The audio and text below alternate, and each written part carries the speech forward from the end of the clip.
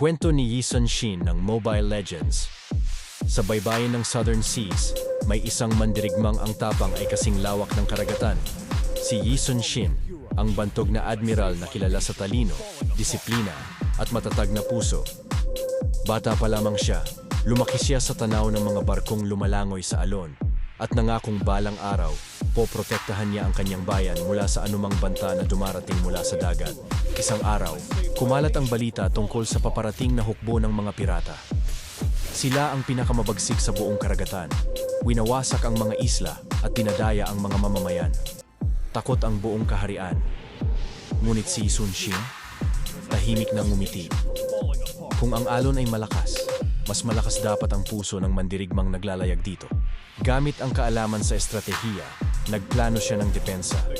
Ngunit kakaiba ang kalaban, hindi ordinaryong pirata, kundi pinamumunuan ng isang kapitan na may mahiwagang kapangyarihang kumukontrol sa dagat.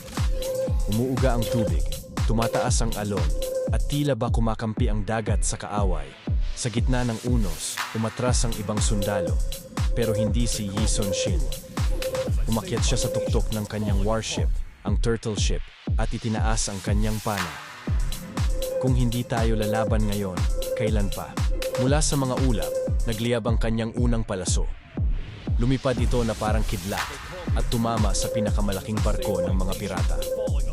Sumabog ang liwanag at saglit na humina ang mahiwagang kapangyarihan ng kalaban. Ngunit hindi pa tapos. Nang lumakad ang piratang may kapangyarihan, nag-alon ang dagat at muntik nang lamunin ang barko ni Yi Sun Shin.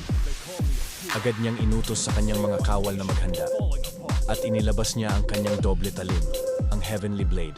Tumalon siya mula sa barko, dumapo sa gitna ng umiikot na alon at sinalubong ang kalaban. Nagtagisan sila ng lakas, talimlaban sa kapangyarihan ng tubig. Sa huling sandali, itinaas ni Yi Sun Shin ang kanyang They call me a espada hero at nagsabi, because I saved my nation from falling apart. "For my people." Isang malakas na pagputol ng alon ang nangyari. Parang napilas ang dagat mismo at bumagsak ang mandirigmang pirata. Tumulong ang hangin, kumina ang kapangyarihan ng They kalaban. call me a hero because I saved my nation from falling apart. Nang matapos ang laban, nagpalas ang araw. Ang mga tao ay nagsigawan sa tuwa. At mula noon, si Yi Sun Shin ay hindi lamang isang They call me a hero hindi isang alaman. because I saved my nation Sa from kaharian falling mula sa apart. panganib ng dagat. At sa bawat pagugoy ng alon, parang naririnig pa rin ang kanyang sigaw. Kapag nasa tama ka, hindi ka kailanman malulungkot. They call me a hero